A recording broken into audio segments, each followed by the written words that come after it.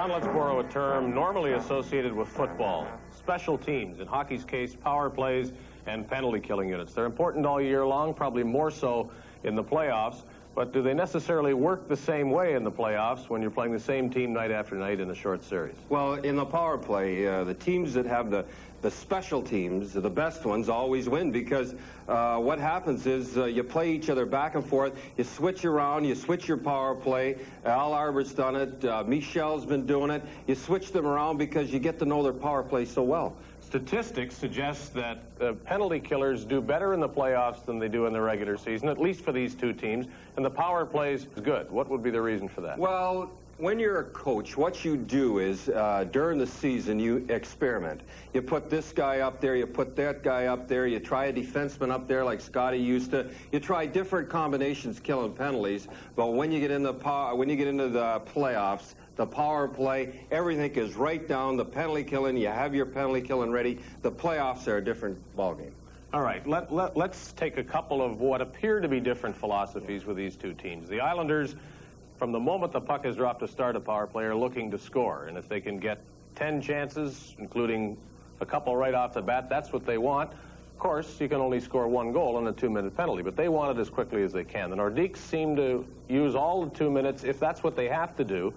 And that's what they're concerned about, is getting a goal sometime in the 2 minutes, but not necessarily in the first 45 seconds or a minute. Which works better? Well, I like the Potvin. I like the feed, used to feed Park, put it on the net. The other way, you can just close the box a little, let them pass it around all night. Let them pass it as long as they don't get a shot. There's no problem. But what are you going to do when they use Potvin? Potvin's on the point. He moves in. It's very, very easy, I think, as a coach anyhow, to defend against the Europeans as they pass it around. Close the box a little, but when Potvin gets there and tears your ankle off, there's nothing you can do. I like the Islander power play. How about a combination of the two? I guess that's the ideal. If you need patience, if you don't see anything, there's no use wailing away at the puck and hitting the side of the net or giving the goaltender an easy save. But if it's there, go for it right then. Don't hesitate, right? Well, I'll tell you who has a combination is Glenn Sather in Edmonton. They combine the both. They move, move, move. When you see a power play standing still and looking, you know it's not going to work. Edmonton's got it moving. Of course, they got Gretzky, too. But I like it. Feed it to Potvin, put it on the net, Gillis in front, and it's... You say during the regular season you might change styles or certainly players that you put on the power play or even the penalty killing. If the unit is not working in the playoffs, is it too late to change, or can you still adjust? No, Al Arbor again. I use an Al Arbor again. If he sees halfway through a power play and nothing's clicking, off they come. Sit on the bench, put 5 guys out there, get something working. And what it does there is it throws the penalty killers off. They got a new style. They got another guy going in there. So it throws the penalty killers off. Arbor does it all the time. Okay, we'll continue to watch the power plays and penalty killing with Coach Don Cherry's comments in mind. Hockey Night in Canada continues in just a moment.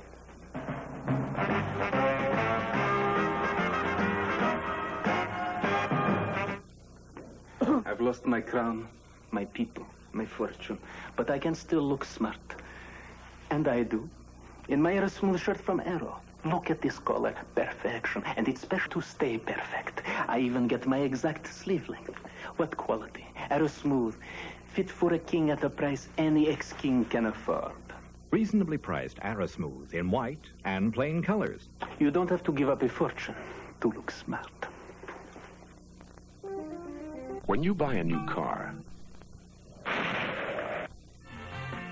The shorthanded goal by Anders Kaller late in the second period of play gave the New York Islanders their 3-2 lead, which they took with them to the dressing room. And that's where they are in this second intermission. They have just started the third period in Vancouver, and we will go there live to hear Jim Robson with the Canucks in front, 3-2.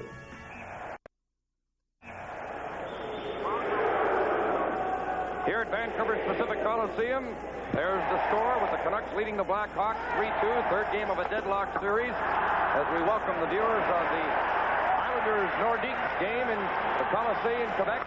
Here, minute of the third period, Vancouver is short-handed. As referee Andy Van Helleman has sent Stan Smeel to the penalty box. Vancouver's had 19 minutes, Chicago 21 minutes. That has not been a rough game, but Vancouver has 2 power play goals, and that's Denny Savard with the puck, working on the Hawk power play.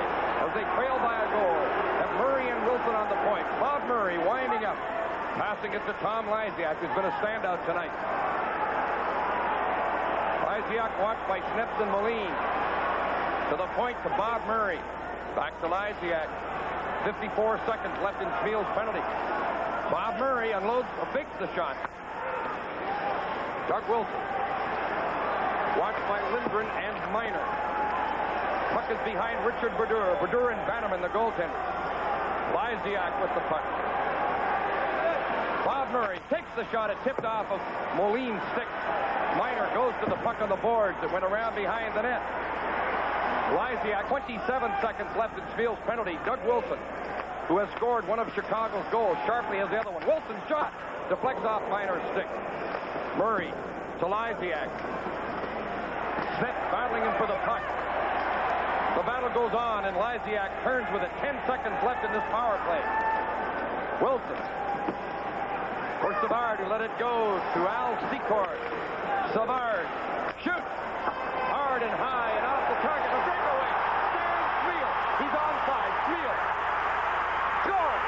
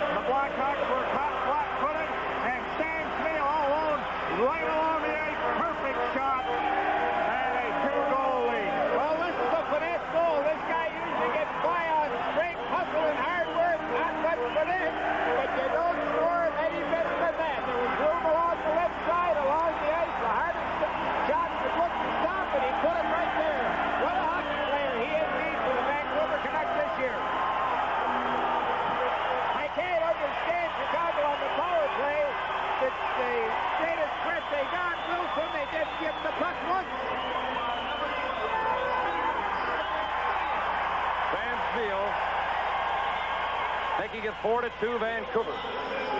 It's an unassisted goal. Ruskowski's shot stopped by Brodeur. Moldarev digging in for the puck. Gets control of it momentarily. Still tangled up in skates near the corner. Campbell, Preston, Hallward, all there. The continuous fight goes on as Ruskowski got a shot. Brodeur stopped it. Ruskowski centering it. Campbell goes after it. Got it out. Well, the key there was Hallward. Did he ever take Ruskowski? Stay right with it. The puck came to Ruskowski, but he was being picked by Hallward. Spiel's goal unassisted at 2:05, his fifth goal of the playoffs. And he did a good job to make sure he was onside coming out of the penalty box. And, of course, the fans, many of them here with towels, waving them there as Gardner's shot went off of Hallward. Peter Marsh centering the puck. Right in! They score! A great move in front by Patterson. Rick Patterson, and it's 4-3. Now the Blackhawks keep coming back. They were 2 down, but this line, they were not used very much. 1 and 2. Make and pay dividends for the Blackhawks as they were applying tremendous pressure. Look at Marsh. He knew exactly where the puck was. He was looking around to see who was coming into that slot area. And Patterson outfought his man, completed that slot, good deep, and into the net it goes. Canucks lead quickly reduced to a goal. Just about set for the third period here in Quebec. We'll return with the Stanley Cup playoffs in just a moment. Thinking of renovating or a new home? Way we move it underground. The payoff for Canadian miners is a cleaner, healthier, and safer working environment. Now this little device should take us even further. It's a kind of weather vane that's so sensitive workers can actually see how air is moving from half a mile away. It could soon form part of an even better controlled atmosphere system for Canada's mines. It's another mine safety technology, and it's one we thought you should know. As far as quality goes, third period just underway, 3-2 for the Islanders. The penalty now to Nystrom has expired. And it's cleared into New York territory. Potvin on the board. He's being hounded by Anton Stastny. So the second period, just the one goal. Not a very good period. It looked as if both teams had just come from the Quebec Winter Carnival and had forgot to take their snowshoes off. Might mention to the viewers that while we were looking at that game from Vancouver in the second intermission, and they had that shot of the crowd at the Coliseum up there waving the white towels, flags, whatever. NHL President John Ziegler was here in the broadcast booth. Now today the NHL fined the Canucks $10,000 for the white towel display the other night in Chicago. He was smiling. What he was thinking may be another thing. Well, because he has the $10,000, he can afford to smile. Now the Islanders back on the right side, in over the line, Trottier. Couldn't get a shot away, rolled it in, tried to center it. Luthier getting it up on the left side. Goulet over for Marois. He banned on it and then fired it into New York territory. Goulet going in with a Hunter. Also Coutier. Goulet around the net. Nordiques needing a goal to get back on even terms. There's Hunter kicking it, and it's gobbled up by Langevin. Cleared out into the center ice area by Bossy, and the Nordiques coming back in. Goulet a shot. That would have been well off the net. Stopped by Smith. Pearson to Gillies. Gillies has his pass go off Peter Stastny. Then it's cleared in by Trottier. And I think they've heard you, Bobby. They're changing very quickly, both teams now. Here's Paymont in on the right side. One shot. That one off Potvan's stick, and it gave Smith a little trouble, but he was very alert. From the Coliseum in Quebec City, this is Stanley Cup 82. I've got a story for all you people who use MasterCard just to go shopping. Thank you, MasterCard. And the coaches on that face there, Bergeron mirrors concern as he works. Islanders, very difficult in the third period to get goals on them. There is Dwayne Sutter taking up the play by Hoganson. Gillies traps it, tries to center it. Paymon in on the board, given a gentle bump by Gillies. Hoganson took a look at Goring, cleared it up on the left side. And it's offside. There's Anton Stastny. Bobby, you were saying when we were off the air that Peter Stastny's got a pretty... Anton and Marion really don't fire the puck quite as well as they might. If they could fire it a bit better, they might get a few more goals. I see when they fire the puck from out halfway from the blue line to the net, they don't have as much steam on it as what Peter can muster. Boy, Peter scored one in Boston. It was the winning goal, and I guess it was game 4 there. In any event, boy, did he let a wrist shot go into the top corner. Oh, game 5. Lane knifed it down to the Nordiques line. Weir took the Marois pass, cleared it ahead. Lane again to Potvin. There's Lane getting it returned. That pass does not hit Tonelli. Marois over to Weir.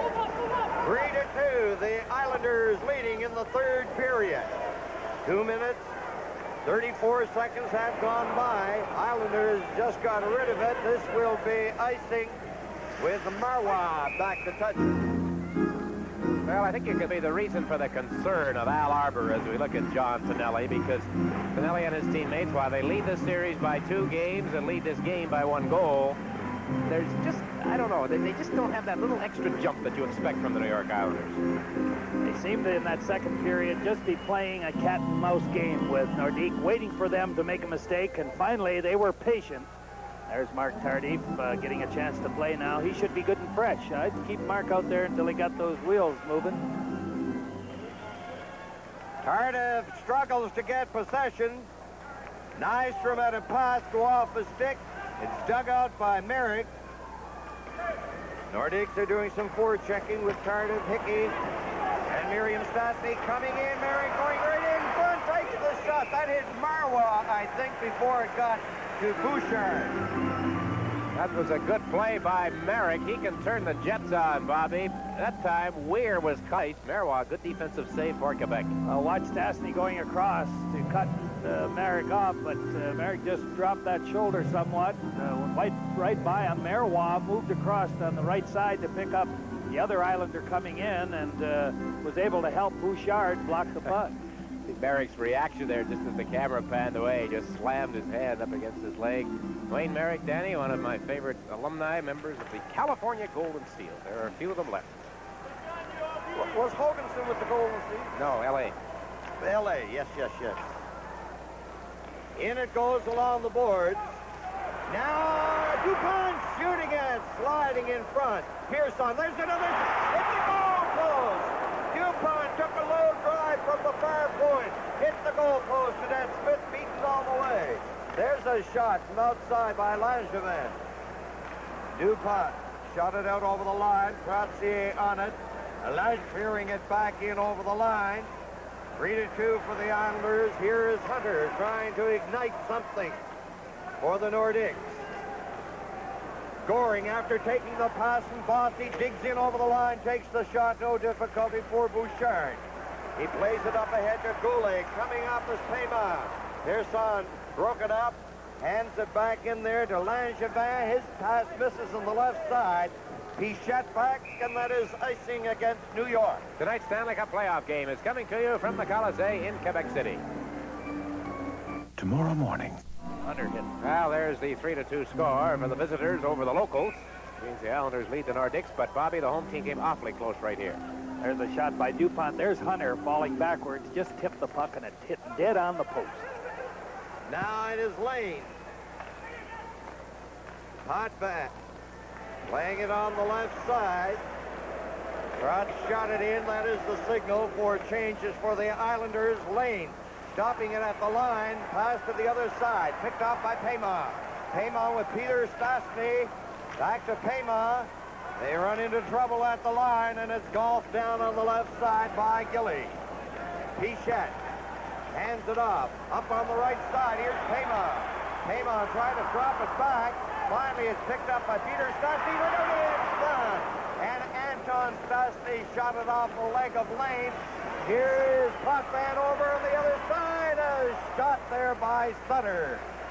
That's Dwayne Sutter.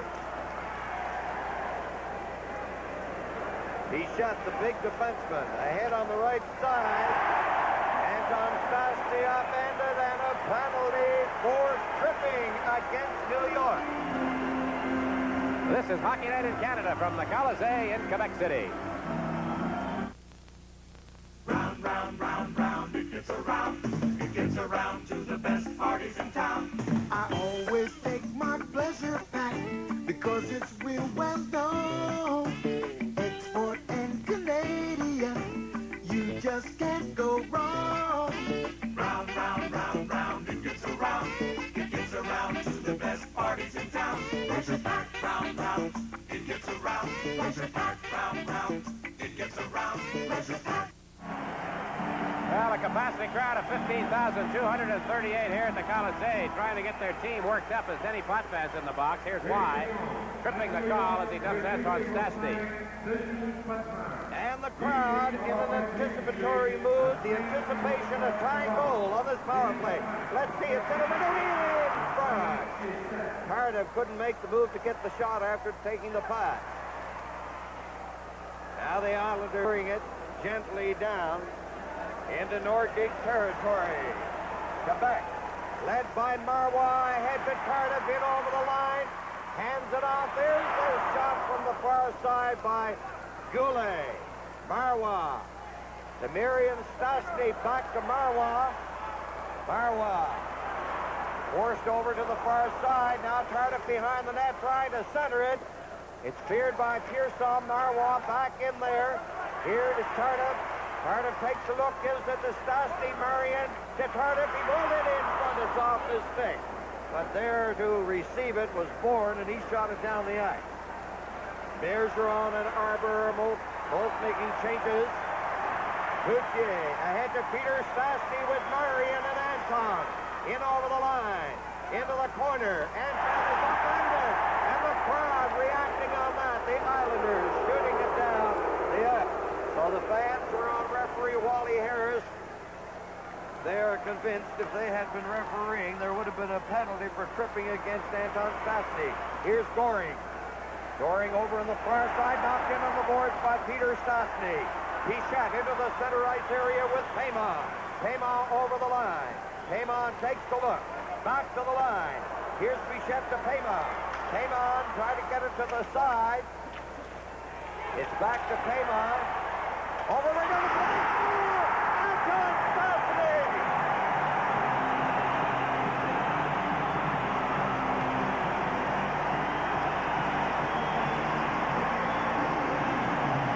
A super play by Wilf Paymon. Bobby perfectly timed at the goal crease. He was patient. Paymon held that puck. He got it off the boards. Here he is holding it. And Anton Stastny comes back to Paymon again. There he is. He's patient with it. There's Peter Stastny being knocked down. There's the play across the net with Stastny coming across. It was a perfect play. Stastny tipped it in as he came across the front of the net. Big goal for Quebec. Anton Stastny with his 5th of the playoffs. It's 3-3 on the Quebec power play. And the crowd comes to life. And the anticipation was justified and fruitful. There's a shot by Goulet. Cleared in again right in front. Knocked away by Lane. Score time at 3. Anton Stastny. Bossy over the line. Fired it in. A big rebound. Kote knocked it to the side.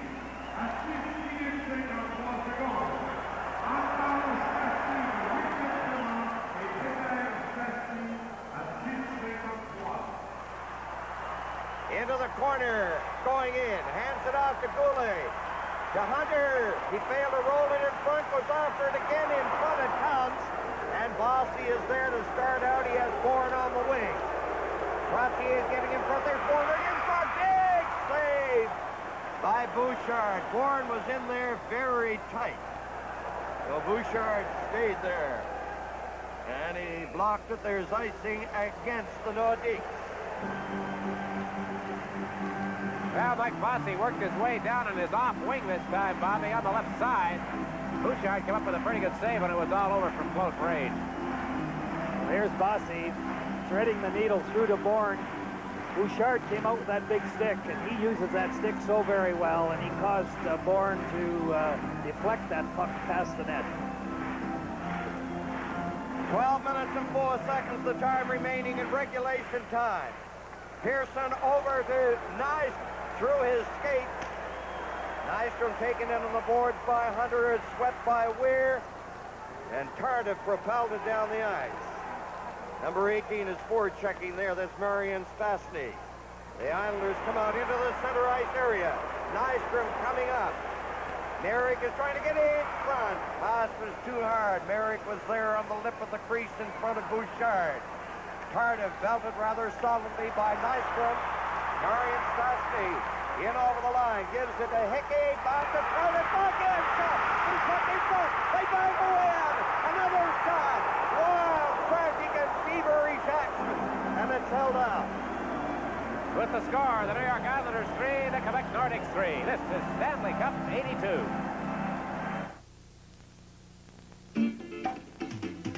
Petro-Canada is people. Well, they are singing here in the Colisée. Bobby, an awfully close call here at the goal crease. Oh, Marion Stastny got a stick on it, fired one. Smith made the save, and then went right out to Weir, and Weir didn't get a good crank at it. A shot there by Anton Stastny. Wow. Wayne Sutter is offside. He took it on the Nordic side of the center red line, and the action picking up. And the singing by the fans in Quebec is robust. There is not a still fan in this building. They're all singing and clapping their hands. Just look at them. I think a rather severe depression had set in on that effective period, but now they are well and very much alive. Thanks to that beautifully executed goal, which was scored by Anton Stastny to tie it at 3. Pichette shooting it toward the corner off the boards in among the spectators. Well, the Nordiques have come out, and they have come out playing very well.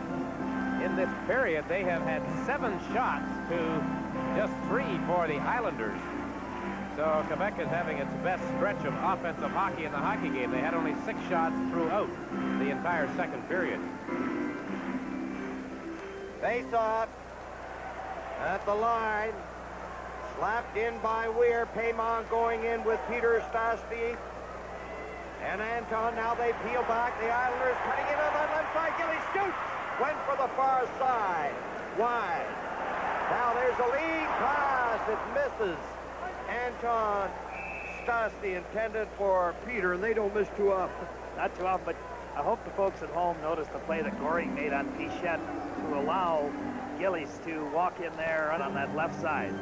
He did miss the corner of the net by quite a shot, but Goring took Pichette out at the blue line, allowing Gillies a clear track into the goal. Maybe Goring we can see is a player. He has not got great talent, but his contribution is immense. See, you notice Goring right on the edge of your screen to allow Gillies to walk in there. And what makes Goring so valuable? He's at his best in the playoffs. Certainly is. St. Boniface boy. Now it is Hoganson. Broken up there. Sutter and Weir goes sprawling. Anton Stastny. Paymon took a shot and rolls in there, knocked to the far side.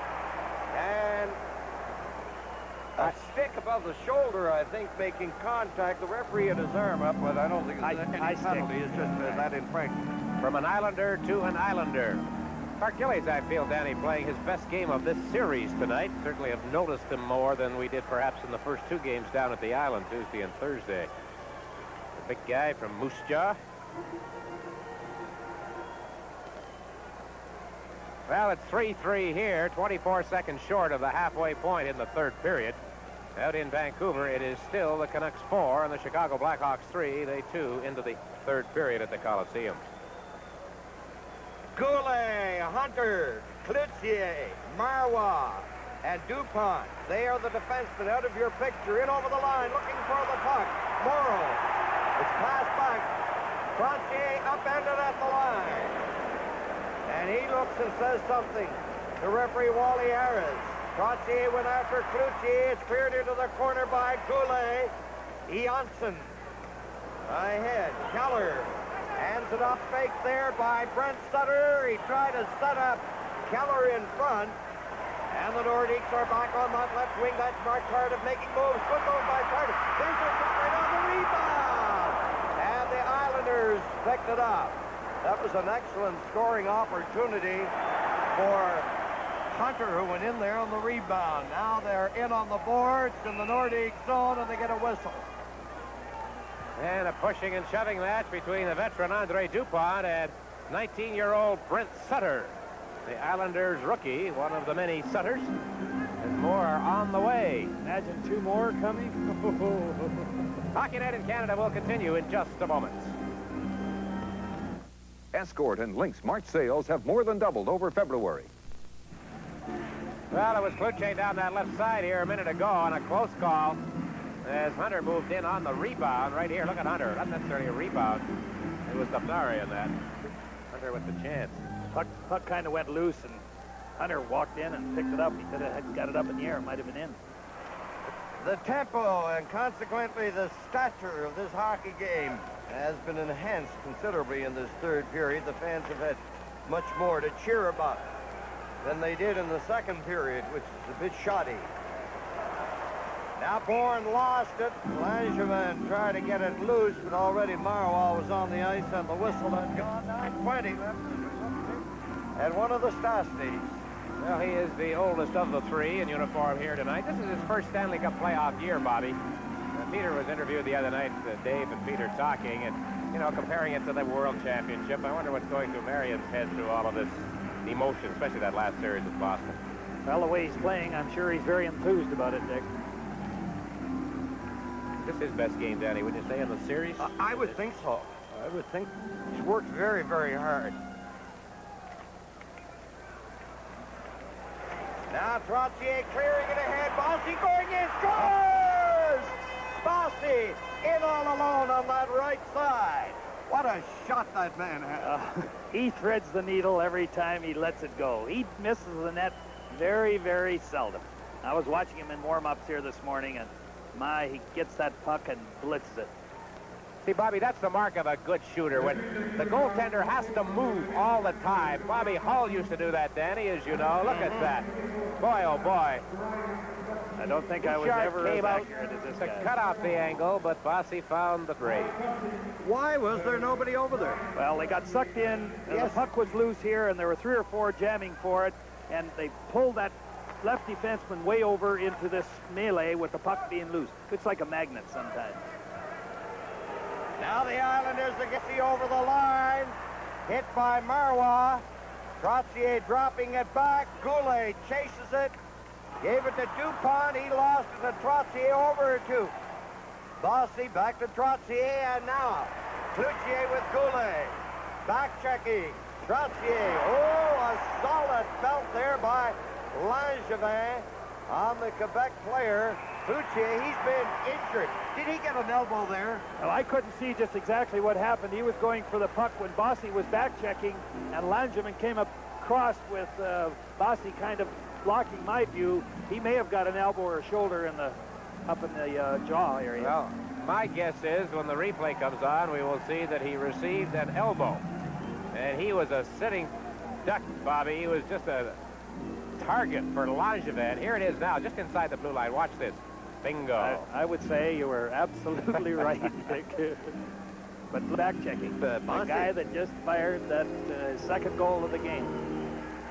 Now Cloutier is up and slowly making his way now over toward the Quebec players bench area, but he was corked that time by Dave Langevin. He seems all right. Saw Basil McRae out there while there was a delay skating around. Funny night for him. He scores the first goal of the game at 1:10 of the first period. Had played, I think, maybe once or maybe twice since. We're going to take another look at how that goal came about. The face-off. That's what Bobby mentioned, how everybody got tangled up right at the face-off circle. There's Bossy with the room, right side. It's 4-3 New York. And 8 minutes and 18 seconds the time left in regulation time. The Islanders shooting it in. Pichette took a look, going out of his net. Rather dangerously, it looked for a couple of seconds, was Bouchard. The Islanders keep it in. First pass is gobbled up at the line of scoring. And it was ruled the puck came out over the line, but Goring does not think so, and he's arguing with Gauthier. Live from Quebec City, the Stanley Cup playoffs. I'm Jackie Stewart with the Blue Poly Special. Special because it's protected with Blue Poly, the one-step polysealant that cleans, shines, and seals. Think salt spray is tough? How about rock salt and alkali? Acid rain? How about battery acid? Hot sun? How about a blazing inferno?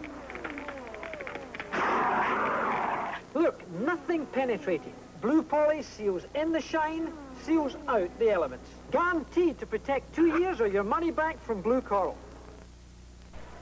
That goal by Bossy helped very successfully to lower the singing output. Quiet here again. 4-3. Here's Sutter out in front to Gillies. Back to the line. Lane over on this side. Pop trying to set up a pass. Now here's Pavon. Ahead to Anton Stastny. Stastny making moves. Trying to get it in front. Pavon. It's in the crease. And Smith is there. Let's see. We have Pavon. Is that Big Gillies? So it is. Sorry, Wolfie's been in the middle of it. You talk about his parents being here tonight. Well, he had the big fight with Nystrom. Now we've got something going. Wally Weir and Dwayne Sutter. Oh, Weir trying to work a left free at close range in that one, and they seem to be a little more into it than were Gillies and Payma. All of this coming with 7:32 remaining. Danny, I want to tell you something about working the games in Boston, as I was fortunate enough to do in that Boston-Quebec series. The organist didn't play when the play stopped. He played only when the Bruins scored. Well, he should get a medal from the broadcasters of the National Hockey League. The National Hockey League should give him an award. This is Stanley Cup Playoffs, and it's coming to you from the Colisée in Quebec City. This is Canada's Navy at work. It's the vital work of peacetime protection and of wartime raids. Work that requires skill and precision under the most exacting conditions. And it takes a special kind of person to do it. If you think you've got it, welcome aboard. There's no life like it. No, there's no life like it. No, there's no life like it. Call us collect about a career in the Canadian Forces Navy. We're in the Yellow Pages under recruiting.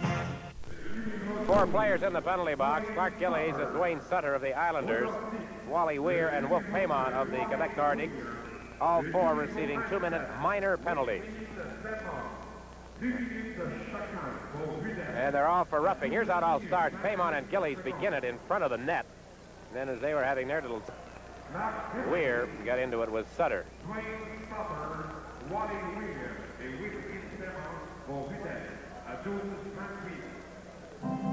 I wouldn't want to get Clark Gillies too worked up.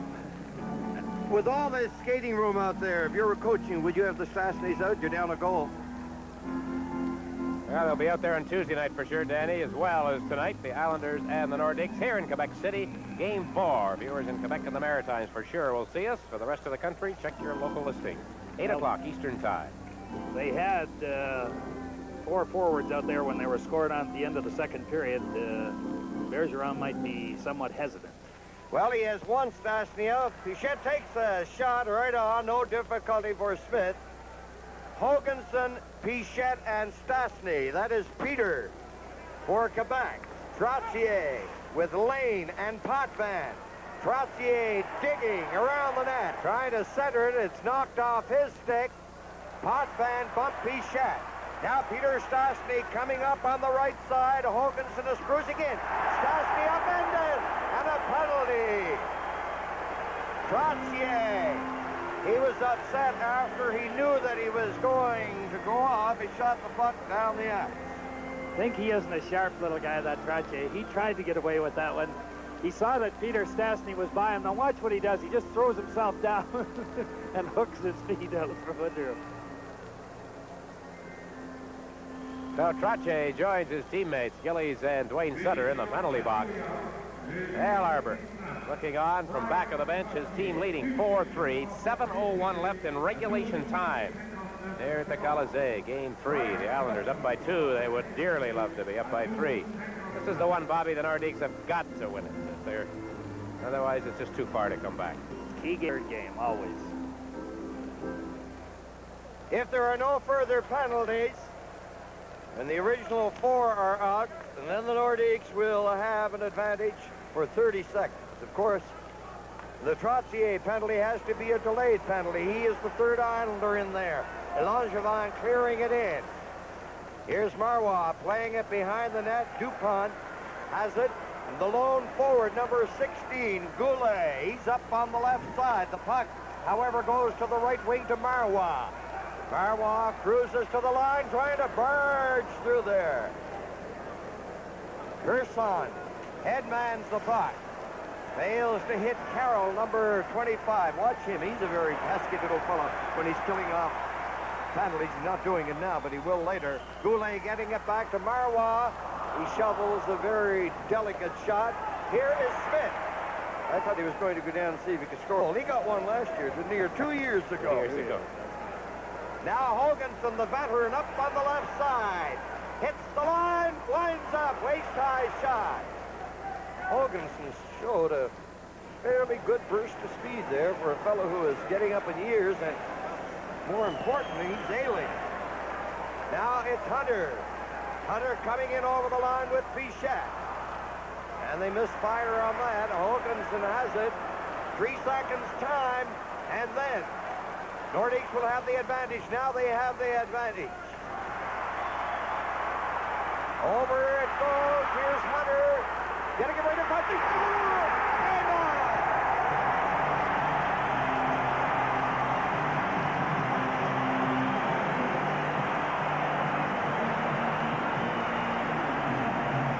We've got a tie hockey game at 4-4. Bobby, I found myself thinking that Hunter should have shot, but obviously he knew what he was doing on this one. 15,000 and some odd people thought he should have shot it. Watch it here. Here's Stastny carrying it in. Perfect pass over to Hunter. I think I'd have been shooting it. He hung on and put it back to Will Paymont cruising into the slot. A great play by Dale The Hunt. defenseman down in front of him. You kind of watch for him to sort of walk around. Morrow is down on the ice. Look at that move Hunter would have had. Instead of that, the Paymont right through the legs of Billy Smith. It's a tie hockey game. 14-39, another power play goal for Quebec. 5 minutes and 21 seconds, the time left in regulation time. And Bobby Hall, this is an enormously resourceful hockey team, this Quebec team. When you think you've got them, back they come at you. Oh, they got so much scoring offensive power, you just can't give them a chance.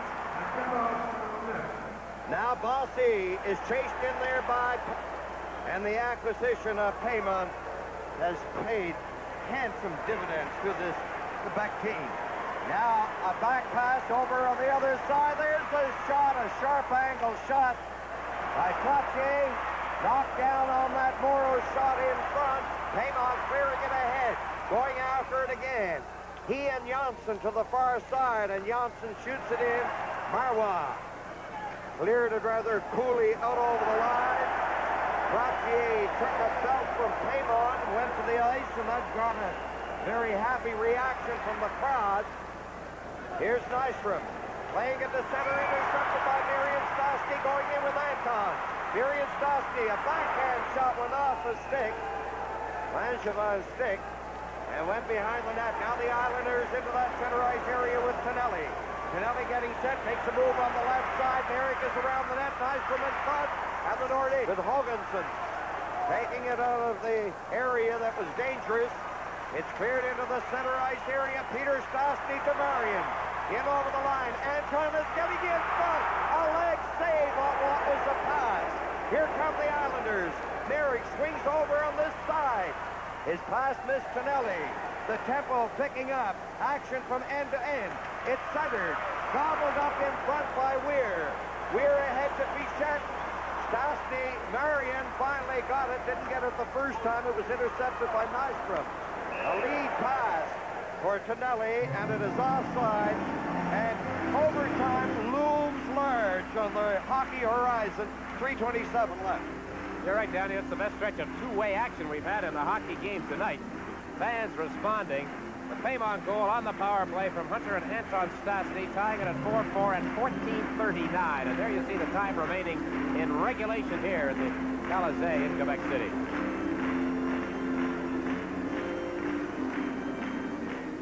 That area that you're looking at now is just inside the New York line. Gillies against Paymont. Marois rolls it toward the corner. 3 minutes and 20 seconds left in regulation time. Some fencing down there by Hunter and Lane.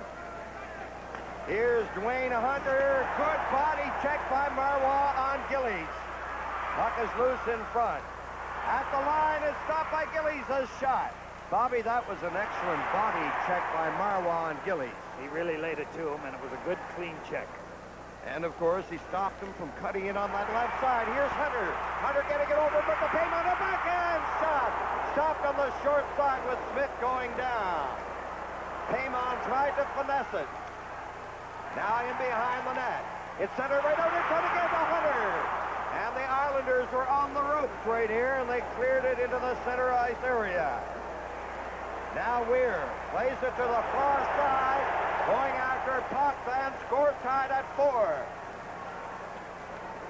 Bossy getting it out. Cloutier couldn't pick it up. It's off the boards finally from Hoganson. Here's Bourne over on the other side. Bossy on his wrong wing. And he can shoot him from many angles. Here's Bourne laying it in there, roaming in there as Bossy. Bouchard giving it for Hoganson. He's rammed out of the play, coming in front of Bossy, knocked away. Here's Trottier. Now the Islanders have the Nordiques sort of hanging on. 1:53 left in regulation time. Bobby, is there anybody in hockey today gets a shot away like Mike Bossy? Boy, what's that vintage Bossy here a minute ago from the Lords on the turnaround? Well, Anders Hedberg could handle that puck at high speeds and get it away quickly. I don't think that Anders could fire it quite as hard as what Mike can, but this Bossy, he can fire. He's dangerous from anywhere, off on his off wing. He comes out of that corner, and he's looking out into the center of the ice for someone to pass it to, and he'll fire it quickly without the goaltender even knowing it. And the Singers are back in good voice once again. Now they settle down because this is a very, very important face-off. 1:53 left, face-off in deep Quebec territory. 4-4 the score, back to Morrow, off the leg. Bourne has it over to Bossy. He was checked in front. Couldn't get a good shot away. That was Payman who was doing the checking there. Down the ice, and it is icing. Oh, boy, Will Payman, you talk about a defensive play that might have been a game saver on Mikey. There's Morrow, who was down on the ice and the victim, if you will, of that last Quebec goal by Payman. There you see it, 1:40, regulation time. That's all we've got. One of Herb Brooks' proteges in that 1980 Yep, that's right. gold medal team, U.S. team. He's on a pretty good roll. Gold medal and then 2 Stanley Cups. He doesn't know what it's like to lose a big one when you play it, the last one you play. At 1:40, the time left. Trottier centering. Hunter got the draw. Bouchard assisting his team, getting it to Cote, who had it knocked away. It comes to the side of the net off the stick of Trottier. And they'll face off again. I'm sure that the Nordiques would like to lug that puck out into the center ice area. Very dangerous getting these face-offs here. Oh, it is. And they lost that face-off the play before that with Hickey taking the draw against Trottier. They put Hunter out there for the next go, and here's Hunter again against Trottier. Important face-off. Langevin and Pearson out of your picture. Where is it? They fight for it. Bossy getting it back to Pearson. A shot! That may have been partially screened. Bouchard very sharp. Now they are becoming a bit fractious, and of course it's understandable, even though you may not condone it, the pressure on them at 1:24 to go in regulation time. Well, Hunter and Trottier involved. Bouchard with the save on the shot coming in from the point. Now here we got a good look at the face-off situation. They took each other out on the play. They were kicking at the puck. Bossy gets it back on the point to Pearson, and the stop made by Daniel Bouchard. Payman's playing an excellent third period for Quebec, and so is Mario Marois. He's made a big difference in their defense tonight. Marois and Dupont out there now, both of them, Bobby, injured and not playing the other night in New York, Thursday. Marois, I heard him say that he hadn't skated in 5 days. His condition a little, but if they can get through this game and on into the series, that little bit of rest will do them a great deal of good.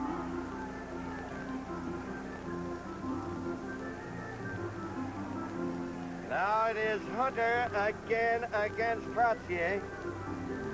And the youngster and the fellow who is now getting into that veteran category. Number 19, Trottier. He's out of there, Bourne.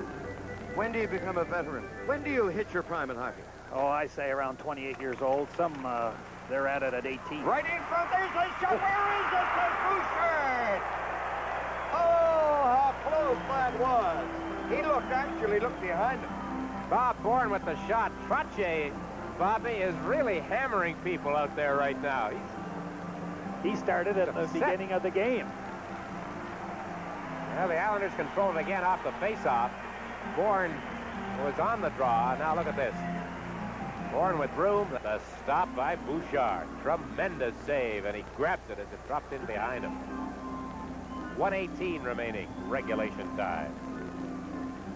Timeout, is there? Okay, I'm going to take a timeout. Go ahead, Bobby. I think New York is calling. We mentioned there a while ago, Bobby, that the Islanders seem to be on the ropes. That's the phrase Danny used, and indeed they were. The Nordiques had a good offensive going, but right here, it's been all inside the Quebec blue line for about the last minute. But you notice it was the Trottier, Bourne, Bossy line. Who called the timeout here? Was it New York or I believe it was New York. See, Arbor wants to give them. This is just like another, a shift on the bench for those guys. He's going to keep them out there, I'm sure. He wants his best 5 players out on the ice to finish this period. Al Arbor is no one's fool, and that's just exactly how you get it done. I've said it before, I think you should start the game with your 5 best, finish the period with your 5 best, start them out there in every situation that you could cause vulnerability. Well, there they come, Trottier, Bourne, and Bossy. And Quebec countering with Hunter at the center ice, Cote, and Will Payman. This line has really come alive. They played very well for Quebec tonight. Well, we had a relatively entertaining first period, a good first period, a dull second period. This has been a good third period. The prospect of overtime. And there's always drama and excitement and thrills attendant to overtime. But we still have 1 minute and 18 seconds remaining now. Bouchard out of the net. Gets it up on this side for a Hunter. He's not going to be able to get it out. It's cleared back in there. DuPont. DuPont to the line. Off Cote's stick. The Islanders pounce on it again. Now exactly 1 minute left in regulation time. Bouchard ahead to Cote. It's picked up finally by Hunter. Paymont was going in to get a pass. You notice back there, Paymont really upended Bourne with a lot of authority, a long shot from outside the line. Now here's Potvin. 38 seconds to go. He clears it in there. Bouchard lays it up on the board. Merrick is going to get it into the corner. It goes to Tonelli. He's upended. Good check there by Cote. Marwa ahead to Peter Stastny with Anton. Back to Anton. He fakes the shot. He centers it. It was behind his brother and Goulet. Here's Goulet working off the boards, trying to get in front. Back it comes to Stastny Anton. At the line, a shot by Hoganson. Smith had that taped all the way. Potvin down on the ice, along with Peter Stastny. 1 second. I guess you wouldn't have to be a gambling man to say that this is going to be overtime. I would say we're heading for it, Danny. Well, game 3 between the Bruins and the Nordiques went into overtime. Wolf Paymont winning it for Quebec. And that one stretched out to the full 7 with the Nordiques winning it. Here we go again, it looks like. Is it physically possible to score here? I don't see how it could be, Danny. Second goes by pretty quickly, and they'd have to rifle that puck right from the drop of it. If the guy was a little lethargic in starting the clock, it would happen. It's happened. Now it is overtime. Okay, Dick. Well, as the siren sounds to end regulation time, we have got Bob Nystrom. Uh-oh, look out. The benches here now with the siren having gone are cleared of players, with the exception of the goaltenders. And the regular goaltenders, the spare goaltenders are out there. Let's hope that this doesn't develop into that outbreak. Is that in back there? Is that Wolf Paymont that they're hanging on You to? know where he was, Dick? He was almost in the dressing room. He dropped his stick over there, ran out. Oh. Now he is down there. I don't know if he's into the fray as it is at the present time. There's no fighting to speak of, but let's hope it does not develop into an ugly situation. We do not need that. I wouldn't doubt that that was Dale Hunter in the midst of that. Aubrey was really the one that began it all, and then Potvin Denny came from behind him and gave him a shot.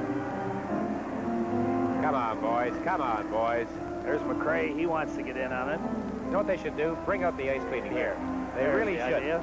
The guy should just start going along by the boards and get, you know, be interesting to see who'd move first.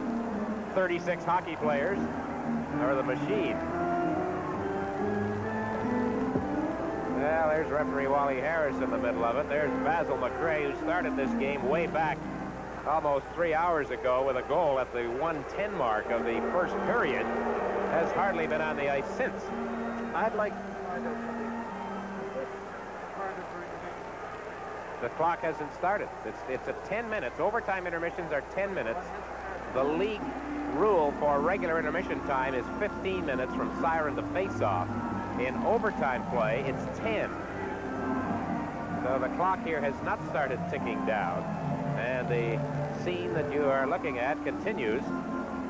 For what reasons, we are really not sure. Down in the area to our right. And now peace has been restored, and they will head to where they should have been heading for about 3 minutes ago. Whether we'll get penalties as a result of this, we'll have to wait and see when the overtime begins. Shots on goal through the 3 periods. The Nordiques 30 and the Islanders 29. It's a tie hockey game, 4-4. We're heading into overtime. This is Stanley Cup 82 from Quebec City. Built like the big ones.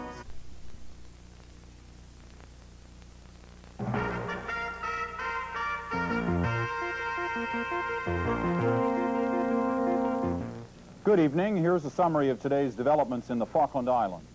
British and Argentine forces battled in the air and at sea throughout today. It started when Britain attacked 2 airstrips near the capital of Port Stanley early this morning. Britain claimed it had put the island's main airstrip out of operation, but Argentina said the damage was minor. British warships moved close to the islands and began to bombard Argentine military installations on the coast. The bombardment was expected to continue through the night. Overhead, jet fighter bombers engaged in dogfights, with both sides claiming to have shot down planes. Britain says 3 of its frigates received minor damage, and there were no serious casualties. We'll have more on details on the Falklands crisis and other stories later tonight on The National following the game. Now back to Hockey Night in Canada. Overtime in Quebec City. Anton Stastny in the 3rd period tied the game. Mike Bossy restored the Islanders' lead, and then at 14:39, Wilf Pema, who won Game 3 in overtime against Boston, has forced this Game 3 against the Islanders into overtime. Well, we keep hearing that hockey is constantly changing, and if that's true, then the hockey player also must change. On the subject of a modern-day hockey player, this special feature. Present-day hockey player in the National Hockey League is pretty faster. He's certainly stronger. He's better coached. He takes better care of himself. He's much more of a professional.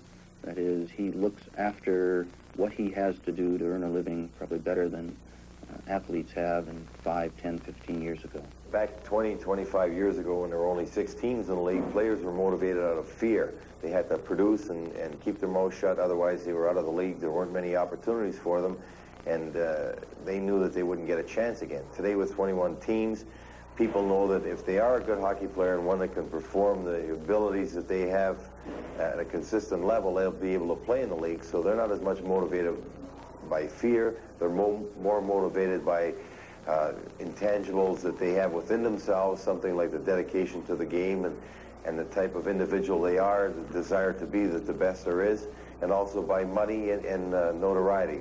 Money and motivation is an age-old discussion. This is Mickey McDowell, a Vancouver-based consulting psychologist to business and industry, a university lecturer and expert on the subject of motivation. Money is very important. But at a certain point, money loses. Paying people more money doesn't get more effort. What money is like food. It has a satiable quality. When you get enough of it, offering people more food isn't a very good incentive. I feel money is of very minimal importance in motivating hockey players, especially now at playoff time, and I think that a lot of players will agree with me. I think that everybody enjoys money, but for a pro hockey player, we play for the fun and we want to go out there and work hard, and I don't think it has any kind of a factor. Of course, if you got a group of so-called motivational experts together, I think, and said, can you guarantee us this kind of commitment and motivation? Is there a way that you can show us how to guarantee this kind of commitment and motivation? They'd say, you cannot do that. But what they'd hasten to add is what you can do, and we do know these things. There are very specific things that you can do to create a climate where people can invest themselves, can really turn on into their work and into their job. And Mickey McDowell identifies 4 important things teams should do to encourage maximum effort from their players. The first point is support. That is giving your work group or your team or whoever it is that you're dealing with a sense that no matter what, that you're important, that you're respected, and that you're valued. The modern-day player is very ready to question the coach's methods now, and it's becoming very evident that much more personal involvement with the player is necessary to boost his confidence and to help him with his little technical skills and the problems that he may be having on the ice. The second thing is nothing more or less than communication. A regular opportunity to discuss, exchange, and then people in the whatever the task you're doing. Nowadays, with so many young players involved in the game, I think somebody has to be available. I think for successful teams is good communication. A third thing is called goal emphasis, and hockey has been excellent at dealing with this. Successful hockey coaches have been excellent dealing with this one. Scotty Bowman set a goal, we're going to win the Vezina. And when they won the Vezina, then they won the Stanley Cup. Freddie Shiro had 8 or 9 points that he called his Shiro Bible. We're not going to be outnumbered in our own zone. We're going to draw a man before we pass off. Those are specific, measurable goals, and teams and leaders that regularly articulate and discuss goals with their work group outperform teams that do not do that. Finally, a thing called work facilitation is equally as important to being an effective leader. And that simply means getting your people the tools, the resources, whatever they need to do their job. Even a good flight schedule and a better place to sleep that night will be work facilitating for a hockey team. St. Louis Blues boss man Emil Francis points out that some players simply possess more pride, and the successful teams find and draft these self-motivated types. You have to get in the player's background, because over an 80-game schedule, you have to have ability, but you also must be motivated, and you'll find out from that boy's background whether or not he can be, and that's part of a scout's responsibility. In our methods of scouting over the past couple of years, we have developed a technique that has taken a long time and a great deal of money. We don't like to discuss it publicly. It's a trade secret, but it's proven to be very effective, and it's something that we feel has been very accurate in producing some of the characteristics of the individuals we look at. The New York Islanders is certainly a well-motivated hockey club. They're taking aim at a 3rd consecutive Stanley Cup. Obviously, they have players who know what it takes to be a winner. I know that hockey is a business now, and I try to go out there and earn a living. That is one motivation factor. Another motivation factor is the challenge to myself to do better every time I go out there. Well, I would think there are several things that are important in motivation, and I think the obvious ones are to win the hockey game and probably personal records. But I feel that the most important aspect of it is the pride. You know, the pride you feel in going out there on the ice night after night and wanting to perform well. You're playing in front of an audience. You're playing for your team and for yourself. And I think the greatest form of motivation has to be the pride we feel as athletes. The Islanders and 20 modern-day hockey players in Quebec uniforms getting set for overtime, and will return with the Stanley Cup playoffs from Le Colisée in Quebec City in just a moment. The following performance is brought to you by the Champion Spark Plug Company. We're starting the 1982 performance season with over 197 Formula One Grand Prix victories, dominating national motorcycle championships, worldwide use by major professional racing teams, not to mention surer starts, better mileage, and smooth, dependable performance. Next tune-up insists on Champion Spark Plugs. Champion wins the world over. Come on and grip the light fantastic. A 4-4 tie after 60 minutes of play for Quebec, thanks to Wilf Paymon's goal with less than 6 minutes to play in regulation time. With me now, Bobby Hull, as we get set for overtime. We should mention that the Vancouver Canucks held on with that 4-3 score and defeated Chicago to take a 2-1 lead in that series. I suppose close games are evident in every playoff year, but I can't remember a playoff year with so many one-goal games, and that leads to certain styles of play that perhaps would favor a team like Vancouver. Well, I know that's their style of play. They haven't got a lot of offense the year from their team, but they've been in every game, Dave, because they play that tenacious style of checking, and they keep the scores low so that they can be in each of the games they play. And we, of course, will predict that this will be a one-goal game tonight after it's over. And we'll get to the overtime shortly as we return with the Stanley Cup playoffs in a moment. Hey, Rich Little, I see you taking a break. That's right. What's that, chicken? Listen, Pilgrim, this happens to be Kentucky Fried Chicken, the best tasting chicken there is. Oh, yeah. Yeah, made with the Colonel's original recipe of 11 different herbs and spices, see? I see. Frankly, my boy, Rich can imitate a lot of people, but nobody can imitate the great taste of Kentucky Fried Chicken. Not even Chicken Little. Kentucky Fried Chicken, the Colonel's taste is best. Okay, move them out! If you've got to deliver and your trucks don't seem to care, if your peak season comes and your trucks are past their peak, then it's Ryder to the rescue. Ryder rents trucks, from small vans up to giant tractors, to move your products or your family. Ain't they beautiful? When your trucks are giving up, Ryder trucks are just starting up. So there you see the score, 4-4. Teams are on the ice. Overtime is imminent, and I think, Dick, it can be said with justification that these wonderful hockey fans in Quebec owe an inestimable debt of gratitude to these Nordiques, the way they fight back and the entertainment they've been able to get for their money. You've seen all of their playoff games, 15 of them. Tell us how you feel about it. Well, Danny, hockey people just shake their heads because this team just keeps going. This team just keeps surprising. In overtime, they have been in 3 overtime games, winning 2, 1 against Montreal, 1 against Boston, losing 1 to the Bruins. For their part, the Islanders have been in 2, 1 against Pittsburgh, 1 against the Rangers, and they have won both. So here we are with the sudden death overtime. Ready to go. 4-4 the score. No penalties called as a result of that minor hassle at the end of regulation time. Okay, Danny. Okay, Dupont ahead to Cote. Cote faked the shot, cleared it in on the left side. There's Hunter going in along the boards against Langevin, and he gets the whistle and the face-off. Face-off at every opportunity that you can get in the other fellow's area of the ice is all important. Ray Cote seeing more action tonight than in any other game, certainly through the last few that the Nordiques have played in the playoffs. And there you see number 27. He has to be one of the stars tonight, if not the star, regardless of what happens. Nathan clears it to the far side. Bourne is bumped there by Pema. Trottier in behind the net.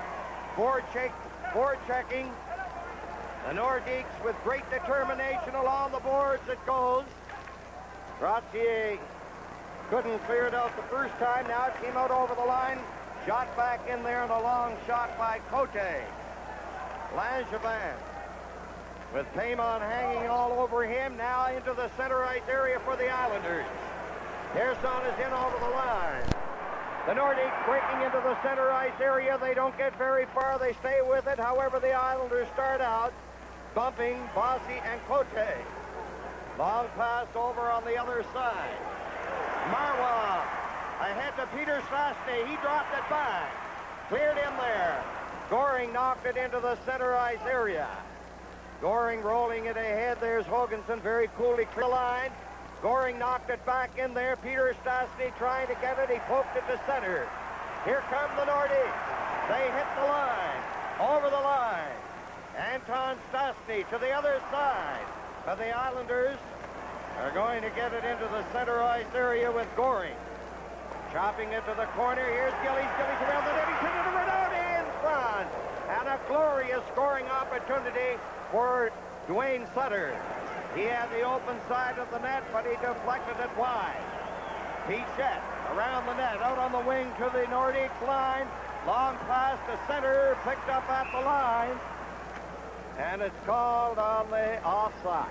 Well, the Vancouver Canucks have beaten the Chicago Blackhawks 4-3. They lead that series 2-1. The Nordiques, Anton Stastny and company, would dearly love to have this particular series, the Wales Conference Final, in a 2-1 situation when this overtime period is over. Hobby has arrived back from downstairs. Comment on the overtime. He hasn't seen it. He's Wait till I catch my breath. No, I want a projection. Not a prediction. A projection? Yes. Who's going to be taking the initiative for the most part? Well, I believe they will take advantage, of course, of any breaks they get, but I don't think they're going to force the issue, either team. Play it rather cautiously. I would say so. I don't think they should open up either team. They don't have to. Now the Islanders in over the line, swinging to the right side, Janssen. Janssen keeping it in there. Here's Merrick winding up for the shot. And it went around the net. Back into the Islanders zone. Janssen to Morrow. Morrow playing it to Nystrom, poked away by Weir. Janssen gathering speed on the left side. In over the line, Marwa. And he shoots it down the ice. And that attests to yours about being cautious at times. There's Morrow ahead. The Islanders breaking on. Merrick coming in with Tonelli over to Tonelli. And and he couldn't pick up the pass. He was being checked by Goulet. Here are the Islanders into the corner. Back it goes. A shot by Nystrom after taking the Tonelli pass. There's Tonelli. A shot there, and Nystrom had an outstanding chance. The Nordiques down in over the line. Hickey to the other side. Laying it back in. Merrick gives it to Tonelli. Nordiques are making changes while the play goes on, and Nystrom shovels it into the corner, and that is the signal for the Islanders to make changes. Meantime, the Nordiques, four of them coming out, a pass to center on the left side. Photo gets back. There's the shot. Who's in from the net? Cloutier rifled that one right on. Down the ice it goes. Bouchard came to the knee, and it's finally called on the icing infraction. Billy Smith off Cloutier here. Prior to that, a remarkable chance for Bob Nystrom, who makes a habit of scoring game-winning goals in overtime in the playoffs. So we've had chances now at both ends. Smith with that left arm up with Cloutier getting some room here, Bobby. Just wound up and let fly with the slapper on the drop pass right here. Nice play back to Cloutier. He got the puck up in the air where Smith could see it. Down at the other end, it was Tonelli who dug that puck out for Nystrom. 3 minutes and 26 seconds have gone by in the first overtime period. They hold it in the corner area for another face-off to the right of Billy Smith.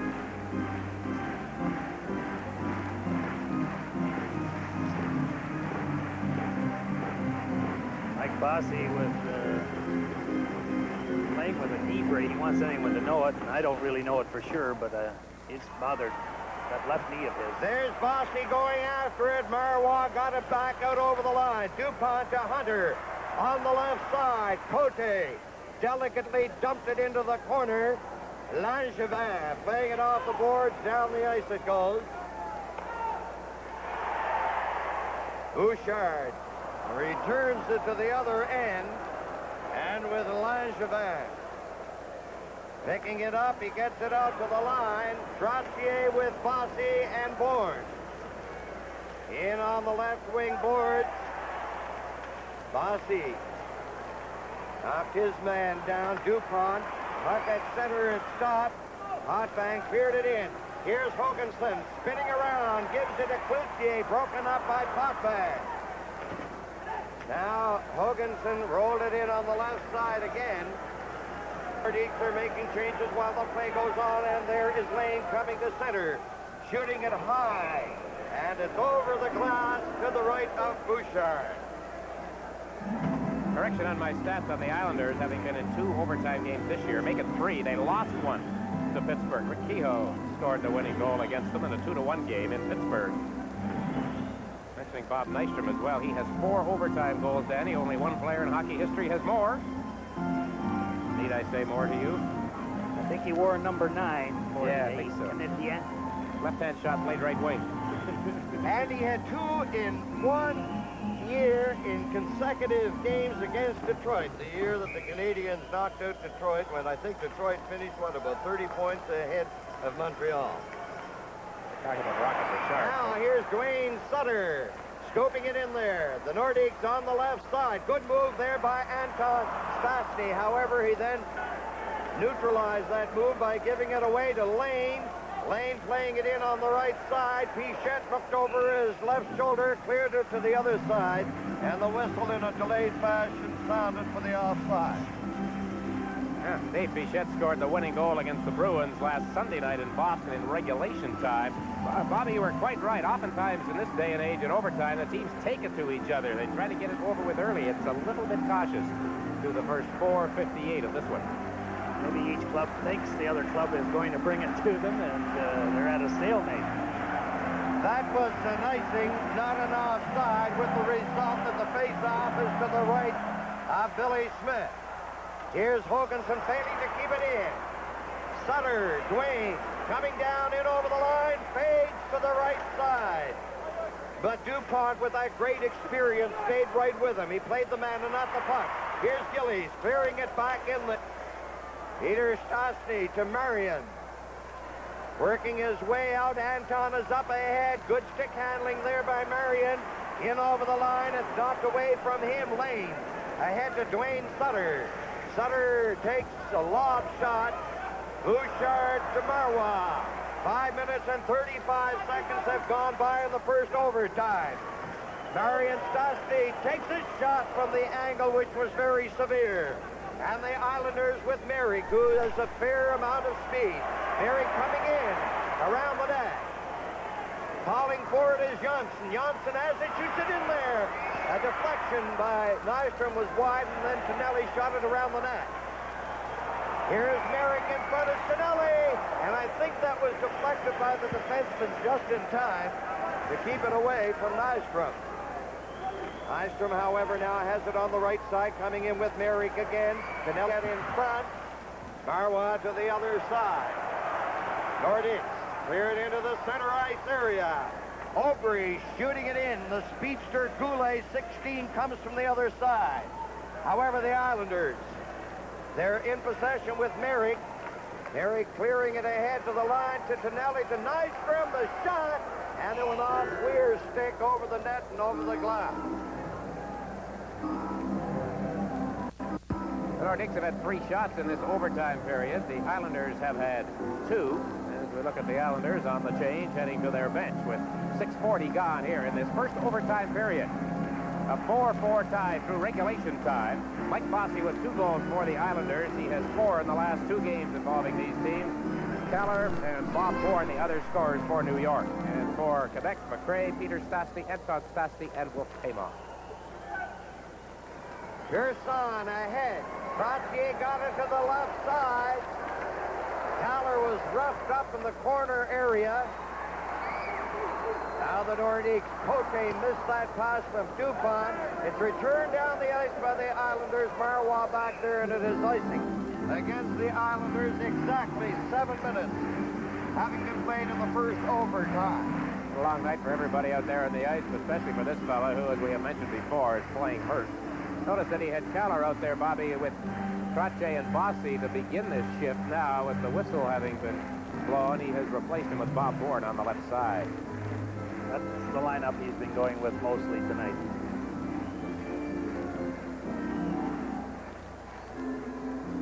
To Dupont on the left point.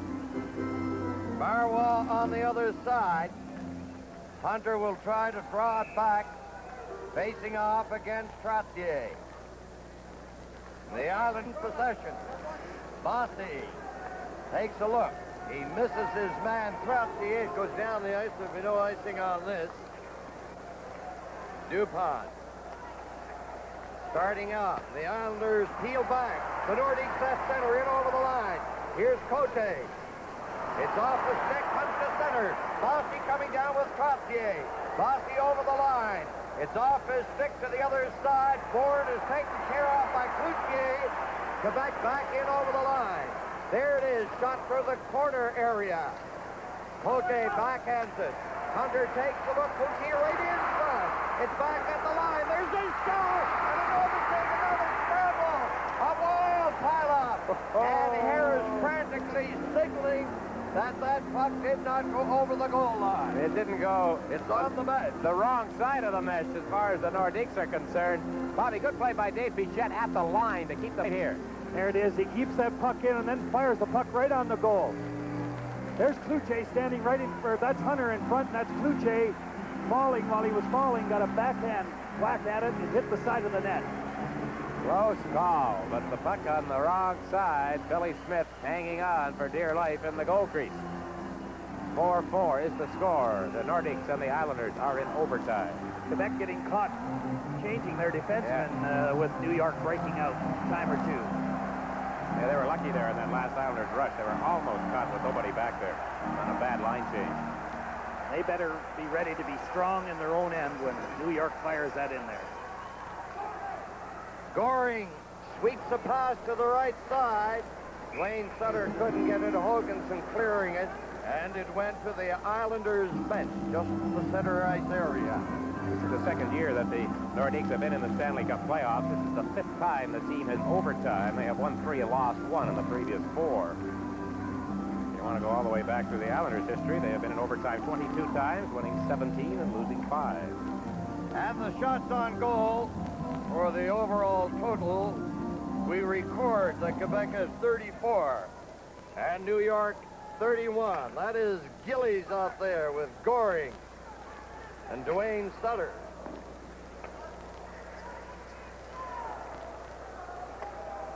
Anton Stastny plays it on the left side. It's cleared down by Peter Stastny. The other forward is Paymont. Now Sutter coming in, takes the shot. Bouchard very coolly looked after it. Nordique's at center. There's a pass ahead. It rolls to the line. Lane knocked it out. Paymont on the board. His pass is intercepted by Sutter, who was bumped by Hoganson. Peter over the line. Pichette wraps that one off the leg of Lane. Nystrom plays it back on the right side. Lane coming out with Merrick. Cutting through center is Gillies. Lane pulls it in over the line. It goes. Straddling the line was Nystrom, and I think some of the fans thought he was offside, but he wasn't. Now into the center ice area. Peter Stastny couldn't make contact, and it is icing against Quebec. So a few close calls, several icings through the first 9 minutes and 3 seconds of this overtime period here at the Colisée in Quebec City. Thomas Janssen, the newcomer to the NHL this season, obviously a newcomer to Stanley Cup overtime play. There's Dan Bouchard. Boy, he plays it so casually, Bobby. You and I talked about that during the Montreal series. Nordique fans must have heart failure the odd time, the way he nonchalants things at times. What was showing overtime, Bobby? I believe I'll have to go back to when we beat Montreal in the third overtime period when Murray Balfour scored the original goal, and then it was tied up by Henry Richard late in the game with less than a minute to go, and then he scored in the third overtime. Nystrom takes the shot. It's grabbed. Now that looked like a sensational save, but I think that shot would have been out the net. I think it was over top of the net. We went on to win the Stanley Cup that year. That was in '61. We beat Detroit in the finals. Well, the importance of face-off. The Islanders win that one. Nystrom cradled it with the hand. Back of the net. Look, you're right, Danny. Would have been off the net. Captain Dupont. Merrick is forechecking. Dupont. Oh, that was very, very dangerous. Nystrom almost knocked it down, got it in front. He would have been able to go in there. Now Merrick in there, and he fires it along the boards to the other side. The rugged right winger knives it behind. Marwah clears it to the line. Johnston is shot. And now the Islanders are pressing. Back to Johnston again. He winds up. It's off the leg. Goulet chasing it down on the left side. Being assisted by Marion Stastny. Quebec caught there making changes. Bouchard shoots it down into New York territory, and it is icing against Quebec. Not surprised that Dan Bouchard would do that. And Danny, you mentioned caught making changes. The Nordiques have not been sharp, Bobby, changing lines here in the overtime. That's about the third time that there seems to have been a lot of room down there as the players leave and the others are coming on.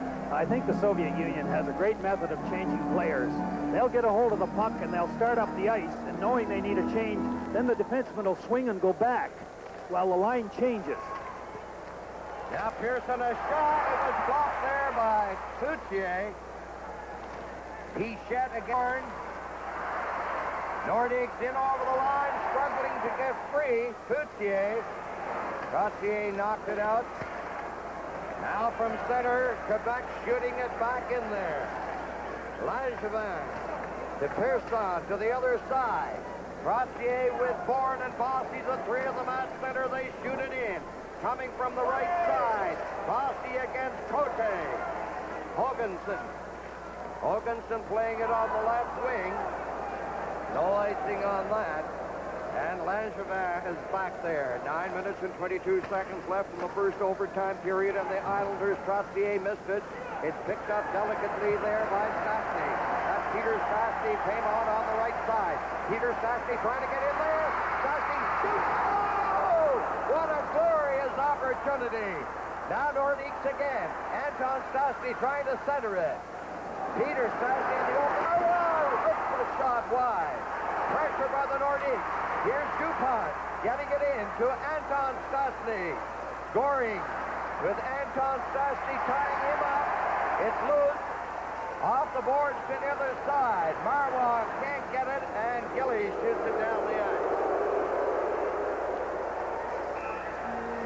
Icing. Well, I tell you, that was an opportunity, all right, Danny, but one that Peter Stastny made all by himself. What a super play he made. And he rolled it just wide of the goalpost on Billy Smith. Well, he really turned the jets on when he came up slowly, then turned it on and went to his left. There it is right here. He didn't really have room to put it in unless he could have chipped it up over top of Smith, lobbed it down in behind him. But it was an exciting play. It certainly was. Especially when it comes in overtime. More exciting in speed up time rather than slow motion. Did you find a lot of pressure in overtime? No, not really. I think the main pressure was late in the game when you tried to either score that go-ahead or prevent it. Overtime, I think most of the pressure, you were so tired that there wasn't a lot of pressure there then. Now it's back. It's out over the line. Nystrom going after Hoganson, who cleared it to the left side. Goulet shooting it in. Peter Stastny and Marion still on. Merrick rolled it across the line. Scored tied at 4 in overtime. Hoganson coming down in over the line. Shooting it in. Peter Stastny goes to the board, trying to come up with it. Now Marion Stastny's side. Potvin jammed out of the play. The Islanders with Merrick over on this side to Nystrom. Nystrom turning, backhands it in there. Canelli goes in. His centering pass hit the side of the net. Goulet into center on the far side. He has a winger. There's the shot. Marion Stastny was coming in from that right side hoping for a rebound, but there wasn't one. In over the line, Nystrom shooting it. Big rebound. Dupont cleared it. Here's Tonelli around the net. And he lost it. Marwa dumping it into the center ice area. No Nordique could get it. Here's Johnson over the line. That changed direction. It ricocheted off the leg of this guy who has the puck now, Marwa. Marwa, a delicate pass to center. Over on this side it comes. Here's Hunter going in. Hunter firing it off with a defenseman over the glass. Dale Hunter has 2 goals to his credit. One last year against the Philadelphia Flyers, a series winner this year against Montreal. That time his shot deflected up over the glass into the crowd. Bobby Bouchard's giving up some rebounds in this overtime. There's been 3 of them by my count, and we're going to see it here as Nystrom let one go. And he makes the kick save, but that big rebound goes right out there. Maybe he didn't have much of a chance that time, but a couple of the others I've been surprised that he just let the puck get away from him. Again, that time up the ice, Nordique's changing forwards. 2 of them were caught out of the play when New York went into the Quebec zone. Marion Stastny made the mistake. He turned right at center ice with the puck in Islanders' possession, headed right to the bench. Cloutier, Hickey, and Goulet for Quebec. Trossier with Brent Sutter this time over on the right side. Keller is the other winger. Outside the line, they hold it, getting a face-off. Now, fellas talking about the French like Pat Hickey as we look at him and others, but how about the pressure of the men in the striped shirts? The referees. It's always a dicey time in overtime for them. Yes, but, you know, we said it quite often. They are right most of the time. You know, they get a lot of flack, but they do a pretty good job. You wouldn't say it when you were a player, but Bobby Hall, you might say it now. I say they're right all. Announcement to make.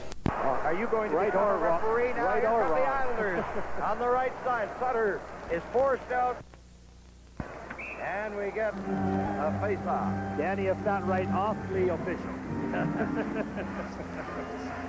Well, there is Brent Sutter. He's getting a pretty good taste of Stanley Cup play this season.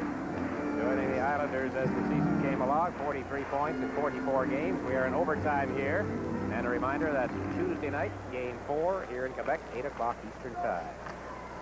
Morrow rolled it ahead. Hoganson having all kinds of initially, and then got it out over the line.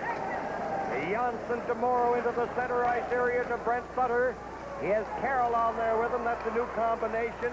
Keller is on the wing. There's Carroll going in there. He succeeded in shooting it to the corner. Now behind the net, here's Bossy. He sent it right out in front. Morrow, backhand shot. And the puck is cleared to the far right wing. Quebec picking it up at center. Cote over to Hickey. Couldn't get a good shot away.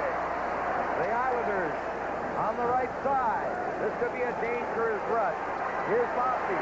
Bossy taken in on the boards by Dupont. Nordique. The pass that's knocked down but not received by Cloutier. Pearson up on the left side. Warren trying to get through there. And the gentleman that Dick talked about because of his steady play throughout the game, Marwan made that play. Here's Pavonski in there. Smith clearing it to Trottier. Trottier feeds the pass up on the left side to Bourne. Bourne knocked off balance, keeps going. Gives it to Langevin. He was knocked out of the play effectively by Marois. Bourne getting up very, very slowly. I don't know if it's because of an injury or exhaustion.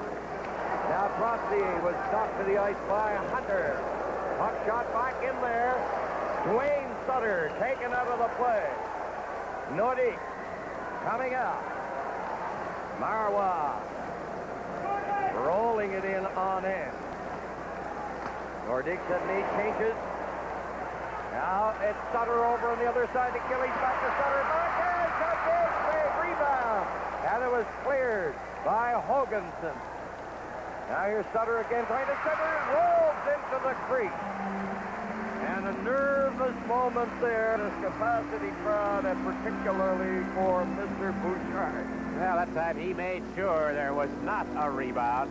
Bourne was shaken up, Danny. There's no doubt about it. I think exhaustion really was the bottom line, but he had to sidestep one there. Then he's sort of pushed into Alain Cote by Will Paymont on the play. That's when he lay on the ice for a while. Got his breath back and headed to the bench. I see him sitting on the end of the bench with his head down. Trainer was working at him. Now he's up a little. He's hurting a little bit in the upper part of his body.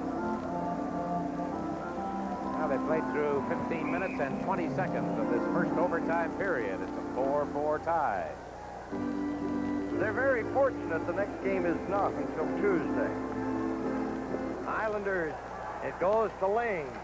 Lane takes a shot and rolls off the leg of Pichette. Goring was trying to get it. Here is Gilly. Gilly shooting it in there. Knocked down and trickled to the side by Goring. Here comes the Nordique into the center ice area. Long left wing pass intended for Peter Stastny, went off Lane's stick in among the spectators. I believe Gord Lane has a goal all year. He didn't get one in regular season play, and I don't think he has one in the playoffs. He came awfully close right there to an overtime goal.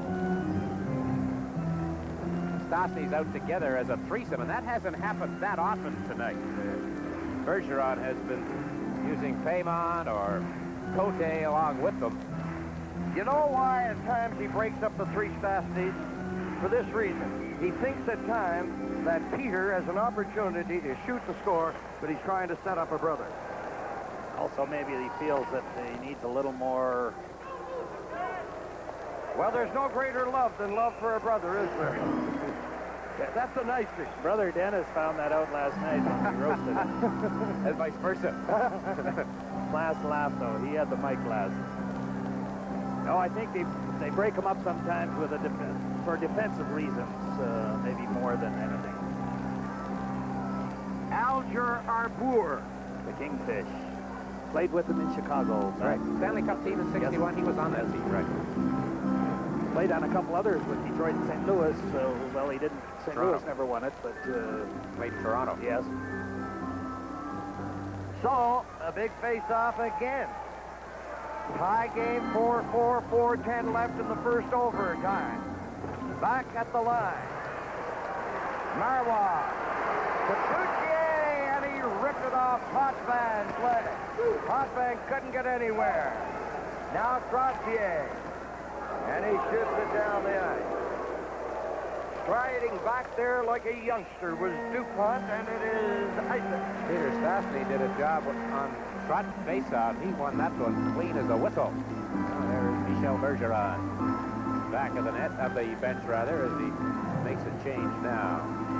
Boy, but that face-off, these face-offs are so important for the moment here anyway, the Islanders, Danny, set back a little bit and have been icing the puck. You know, Potvin hasn't been that conspicuous, except in penalties. He's going to the bench. We haven't seen these patented Potvinian moves, even on the power play. Dennis is steady, but he hasn't done anything really outstanding. You're right. But remember him last year in the playoffs. Yes. Especially in that series against the Oilers. He was the catalyst on every power play. There's a pass to the line. Goes down the ice. Dick, do you notice how much ice time Holkinson is getting and how well he's playing? For a fella coming off an injury. Puck goes to Spinelli in on the right side for Nystrom. Clearing it in front. There's Holkinson. And he came up with a big play there. Well, Arbor's giving Janssen a lot of work in this overtime, but he's gone pretty well with 6 defensemen through the hockey game as Boucher heads to the bench, and the teams change quickly, although I don't know if Bergeron is going to make a change right here. He didn't seem to want to. Boucher goes to the bench. He asked to be relieved, so now there is a belated slow change coming off the bench for Quebec. 3:20 left in the first overtime period here at the Colisée in Quebec City. A 4-4 tie. 2-2 the end of the first period. 3-2 for New York, end of the second. And then 4-4, end of regulation. And there you see a fellow 23 who has a penchant for overtime goal. There he is again. Nystrom, escape save. There's another shot from the shot. A wild scramble. They score! Merrick! Nystrom missed it, and Merrick put it into the open net. And it came with 3 minutes and 8 seconds left in the first overtime period. And the New York Islanders have won their 3rd consecutive game in this best-in-7 series. Bobby, the rebound. It just got away from Bouchard and the defense. Bouchard down, never able to recover. And Wayne Merrick scores at 16:52 of the first overtime period. And as Danny says, the Islanders have a stranglehold on this series. 3 victories to 0 as they leave the ice triumphantly. All right, here comes Potvin from the left side. Now watch it get away from Bouchard right here. He scoops it right out in front. And Bouchard never recovered. You see, he's down. Nice chance. Merrick off to the side of the net. Bouchard got himself in trouble and never recovered from it. Here it is again. Players falling in front of the net. Pichette going down. Look at the chance that Nystrom was that close to overtime career goal number 5. But he missed the net. Merrick was there. No problem as he stuffed it home. Bouchard still down, and there he finally starts to get up. Dick, we'll ask Bobby. This has to be demoralizing for Quebec. Will they be able to come back? Well, nobody knows. They've got a lot of heart and a lot of courage. I don't think they'll give up. I think they'll go down fighting if they do go down. All right, so it's all over here tonight, and so the final score, the New York Islanders 5 and the Quebec Nordiques 4.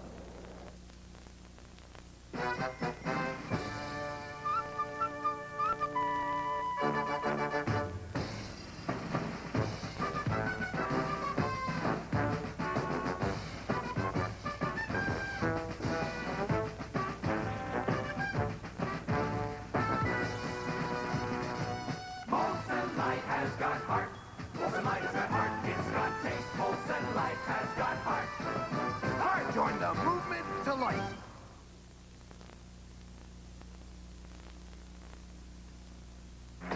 I've been here a lot of years, and these are the best cars that we've ever built.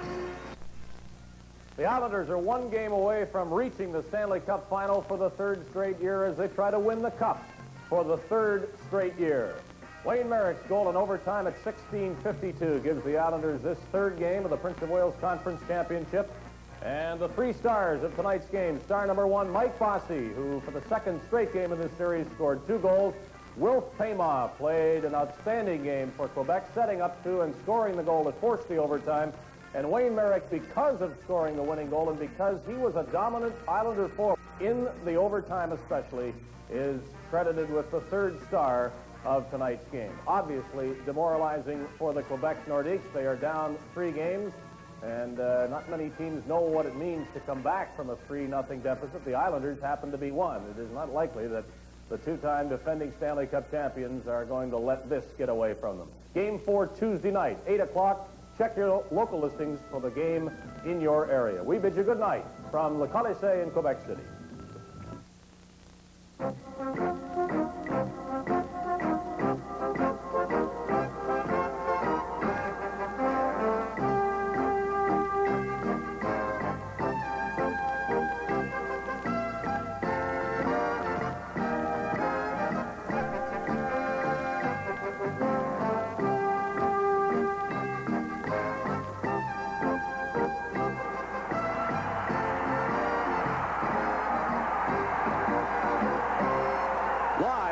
CBC Hockey Night in Canada, brought to you by Molson, brewers of Molson Export. It keeps on tasting great.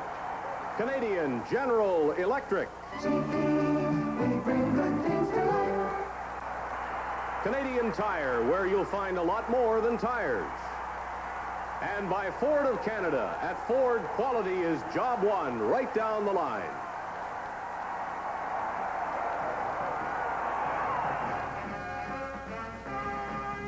This program is protected by copyright and is intended solely for the entertainment and enjoyment of the viewing audience. Reproduction by any means, in whole or in part, without the expressed written permission of Hockey Night in Canada, is prohibited. This is Bernie Perrin, former Conn Smythe Trophy winner, inviting you to rejoin the race for the Stanley Cup on Tuesday night on CBC's Hockey Night in Canada.